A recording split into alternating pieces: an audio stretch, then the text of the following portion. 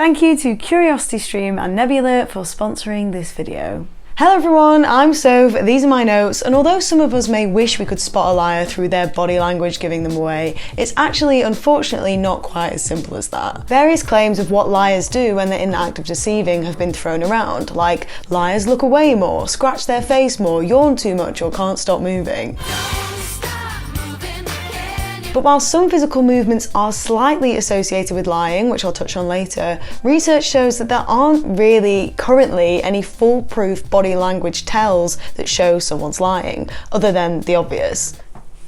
There. I will get onto the ways that you can catch a liar later on, but first I'm going to talk about why these body language methods don't work. The elusiveness of a catch-all lie giveaway comes from the fact that we all have different behaviour baselines, as in we all react to situations differently. I constantly push my hair off my face, whatever my mood, whereas some people might have it as like a nervous tic. And although body language, I genuinely did it by accident then. And although body language isn't the only thing lie hunters might obsess over, that variation is still present when you're taking into account general demeanour and use of language, other things that you might assess when you're trying to suss out if someone's lying. Some people may get aggressive when they lie, some people may be quiet and reserved, some people may put in loads of details to kind of fluff out their deceit, and some people may give loads of short answers to avoid tripping themselves up. So if all you're going to go off is how the person is acting, then it's really important to know what their baseline is, that you understand what their normal demeanour and physical behaviours are. Then perhaps if you notice a difference, you could suspect them of lying, or just being nervous. Interviews and interrogations in formal settings, for example by the police, often try and suss out this baseline by starting with a simple warm-up, "so how are you?" question. But come on, if you've got a police officer opposite you saying "ça va," I'm pretty sure you're going to be in a bit of a nervous state of mind, and so maybe not acting in your usual way. So if you're already comparing to an inaccurate nervous baseline, it becomes quite difficult to tell the difference between a nervous truther and a nervous liar. There are some potential liar behaviours that seem to have scientific reasoning behind them, but they also fall into this lying nervous similarity trap.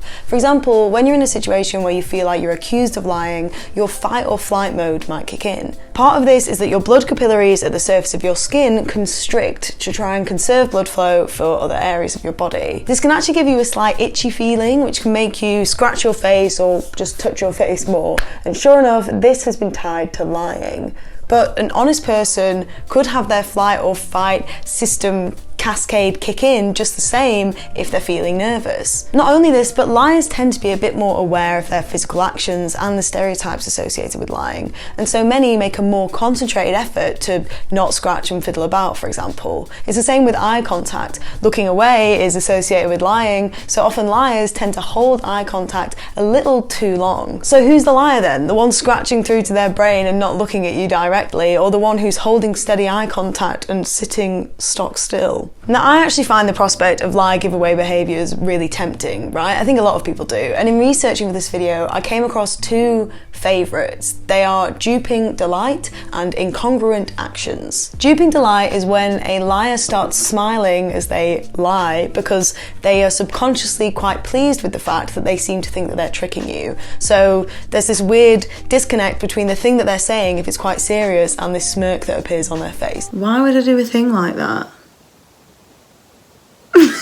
There are a few well-known and quite creepy videos of people who were accused of murder and were later convicted, who when they're defending themselves in court or wherever, show this little grin. Incongruent actions, which was my other fave, is when people do the opposite of what they're saying. So they might be saying something positive but actually shaking their head no. A bit like, "Yes, of course I think you're a bigger legend than me." But even these liar behaviours, which are actually quite popular in the lie spotting circles, and also which I really want to be true because I find them really interesting, seem to have minimal data to back them up. They're more like one-offs and single case studies. That doesn't mean they're not true, it just means the data isn't really there. And when you watch a video of a known liar doing these things, especially shown in a TED talk by the woman who wrote the book on lie spotting, or in an after-dinner lecture by an ex-CIA agent, it's pretty easy to be pulled into them them as lie spotting methods. But of course we have to be aware that those people, the TED Talk lady and the ex-CIA agent, they aren't going to show us examples where those behaviours don't match up. Now all this isn't to completely dismiss that there may be physical hints that someone's lying,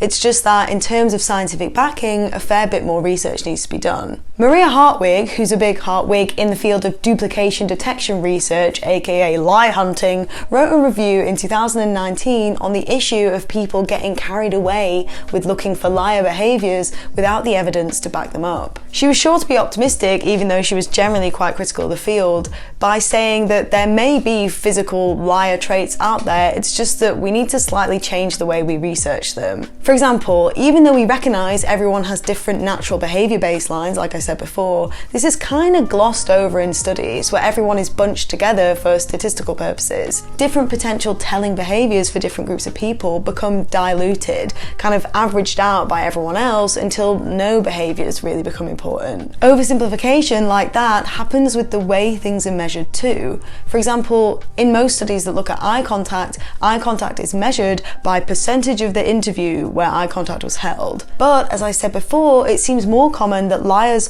hold someone's gaze for slightly longer periods of time at a time, rather than looking at an interviewer for a larger percentage of the interview, if that makes sense. And also, there are whole subcategories of each potential body language that have been broadly ignored. So there's different types of smiles, different types of gestures, and even different types of eye movement, not just to do with eye contact, but even while you're recollecting memories. For now though, it seems that non-verbal behaviours, i.e. physical behaviours, aren't really the right way to spot a liar. In scientific research, we have these things called meta-analyses, which take loads of different experiments that people have done over the years and cross-compare them to essentially pool loads of data together. And an absolutely massive one on lie detection found that when people rely on visual cues to spot a liar, they were only correct 52% of the time, basically the same as flipping a coin. When the lie detector people could only hear the potential liars, that boosted to them being correct 64% of the time, which still isn't amazing, but it's better than chance. When the lie detectors could both look at and listen to the person, their accuracy was at 54%. So it seems like paying attention to someone's, did it again, body language can send you off in the wrong direction, and that's understandable because letting what you see guide you can often lead you down the path of stereotypes. Not just in terms of the way that you think a liar probably acts, but also in terms of your internal biases about people. If Ed Sheeran constantly betrayed me, then I maybe would have a distrust of ginger men, right? Despite these question marks over judging someone by their cover, or I guess I should say non-verbal cues, there are many people that still advocate for this as a way to spot liars, not least the Transport Security Administration of the USA. These are the people who keep an eye out for like suspicious activity at airports and send air marshals on planes and stuff like that. Protect and serve, air marshal style. What? In 2013, the US Government Accountability Office said that the behavioural detection methods that the TSA used to spot liars were lacking. At this point, the TSA had a list of behaviours that liars supposedly showed. TSA workers would keep an eye on the public, and anyone showing these behaviours was to be pulled in for questioning, or they would at least initiate conversation with them. Once conversation was initiated, in questioning or otherwise, their behaviours were then monitored further. In response to being told that their liar spotting methods weren't good enough, they reduced this list from 94 behaviours down to 36. But of the 36 behaviours that they kept, basically none of them, very few of them, had any scientific backing. Here's a copy of that list as retrieved in 2015 by The Intercept. It's a point-based system with suspicious activity listed, including whistling, touching your face, and strong body odour. They would genuinely have me down as a suspect in moments. Then, if the TSA member starts talking to you, you better make sure not to look down, change your vocal pitch, or blink too fast because, oh boy, those are bad signs. Doesn't matter if you're averting your gaze because it's a sign of respect in your culture. If you do two of any of those things, and many more, then you're a wrong 'un. Now, in response to my criticism and the criticism of the administration, US, whichever one it was, people may say, yeah, but if it works, what's the matter? Well, the matter is that it doesn't work, right? For two reasons. One, the system leads to false accusations. Between 2015 to 2018, 2,251 formal complaints were made by people saying that they were profiled by the TSA due to their ethnicity, nationality, race, or other reasons that were unrelated to crime. But two is perhaps more important to many people, and that is that actual dangerous individuals still get through. In 2015, which was the same year that that list surfaced, the head of the TSA was reassigned when Homeland Security undercover agents found that they could smuggle fake explosive devices and real weapons through airport security 95% of the time.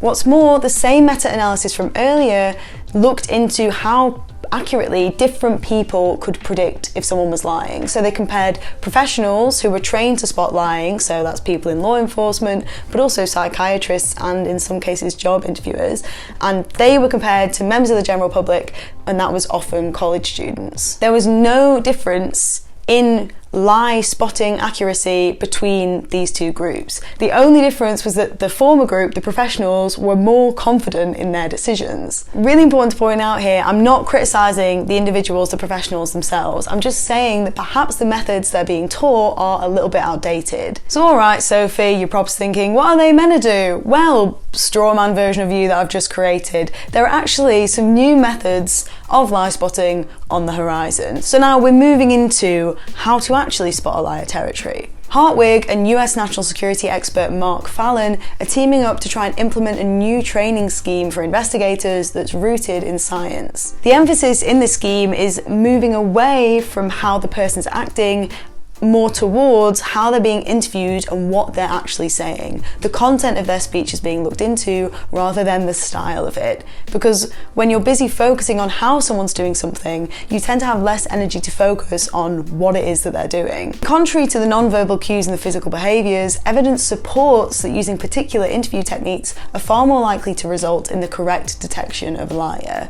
These techniques include allowing them to talk more, withholding evidence to see if they end up contradicting it, and also, this is my favourite, getting them to tell their story backwards. These methods move away from looking into what emotions you expect the liar to be feeling and the physical manifestation of those emotions, and instead focus on the cognitive load of the liar. Science lie sign, cognitive load. This is the same basically as mental energy. Lying takes up a lot of mental energy. You're thinking about how you're acting, how the other person's acting, what they're thinking about you, what your story is, what the best way to say it is, and the more energy it's taking to lie, the greater the cognitive load on the liar and the more likely it is that something might slip. So if your suspect is telling their story backwards, then that's going to take up a lot of their concentration. So maybe while you're getting them to do that, you reveal a key piece of evidence that you were previously holding back. Reasoning with that piece of evidence against what they're saying while their brain is already so full is not an easy task.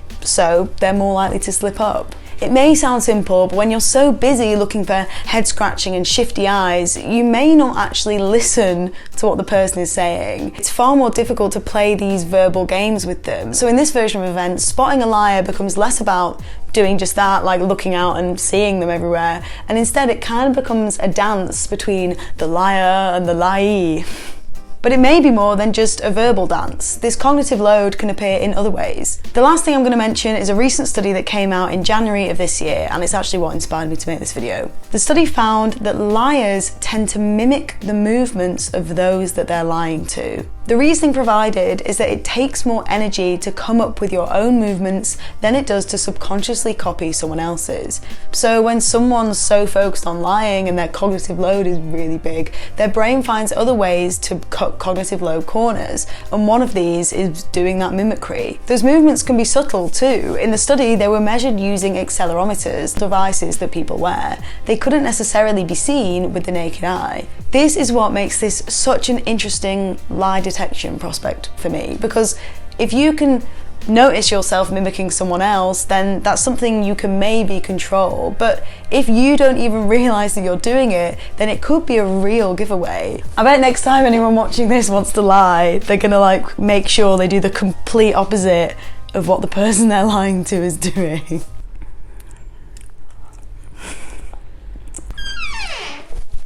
Hey Soph, You didn't eat the last Battenberg, did you? No. No. Didn't do that. What are you doing?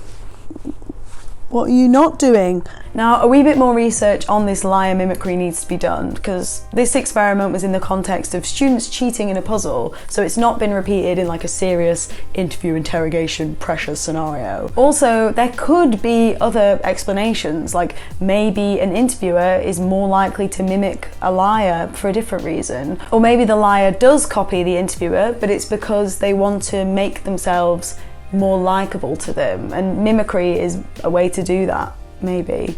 Whatever the reasoning though, it's a super interesting idea and could open a new route into spotting a liar. More research also needs to be done on ways to spot liars where speaking isn't involved. That's the elephant in the room here, right? If you need to pick out suspicious individuals to then talk to in an interview setting, you still need a way to pick them out. And I think that's a little bit of a blind spot. So perhaps some of those avenues that I mentioned earlier, like different types of facial expressions or different gestures, or even just more research with slightly more thought out methods of studying these things could get us there. And also, I realise I've talked a lot about more serious scenarios, but I feel like it's relevant even if you just, want to find out who took your food out of the fridge. If you don't know someone well enough and don't know their baseline and therefore don't know what their tells are when they're lying, then going off how they're acting may not be the way forward. Double check their details, let them talk more and slip themselves up, get them to tell the story backwards, or just let it go. Your sandwich is gone.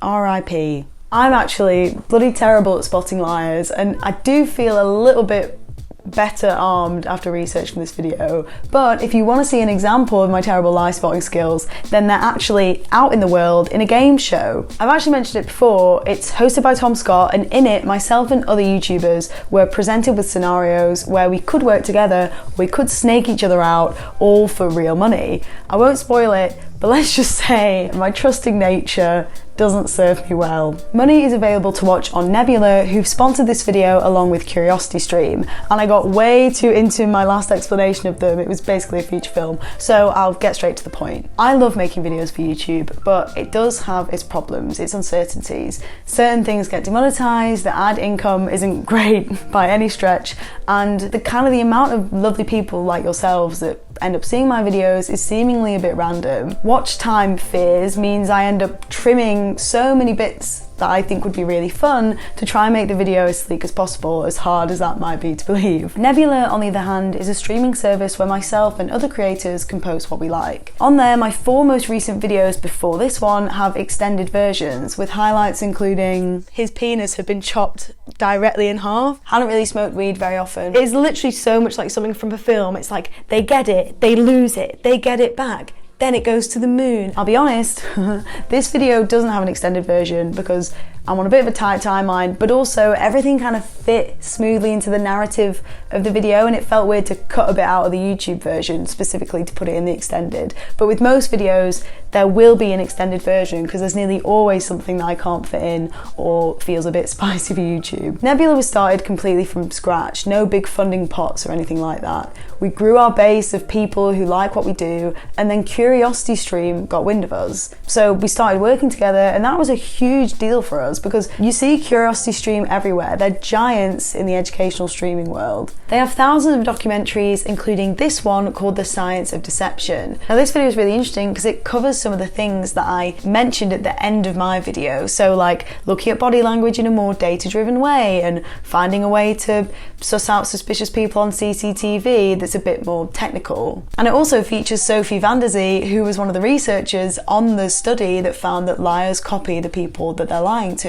So it's actually a perfect follow-up for this video, really. So if you want to get access to extended versions of my videos, original content, and support educational creators on Nebula, and also get access to documentaries on CuriosityStream, then you are in luck because there is a sale on where you can get access to both for $11.79 for a year. That sale ends on the 31st of May, so you can go to curiositystream.com/sophsnotes to sign up. When you do that, you'll be supporting the channel, supporting me, and I genuinely really appreciate it. That wasn't duping Delight, that's actual Delight. In terms of other ways of supporting the channel, then hey, why not leave a comment below to let me know how good you think you are at detecting a liar, or if you know you have any tells that give away that you're lying, although you probably wouldn't want to give them away here, actually, to be fair. I'm actually quite a good liar, but only for small things that don't affect anyone like emotionally. If it's a big thing and if I think I'm upsetting someone, I can't hack it. The guilt eats me alive. Do please like this video if you like it, share it if you share it, subscribe it if you subscribe it, and meet in my socials if you want to do that. Otherwise, all that's left to say is thank you so much for watching, have a lovely day, and remember to keep listening beyond what you see. Deep. And a huge thank you to my patrons with a bonjour to Terry, Justin, Adam, Druv, Brent and Angela. Mixed up the order that time, bit of spice. Okay, warm-up song is the weirdest banger to come out of Eurovision 2021. Yeah, of course you're a bigger legend than me. No, you're not. Looks like you're dead. Prove you're alive, just so no one gets worried. There we go.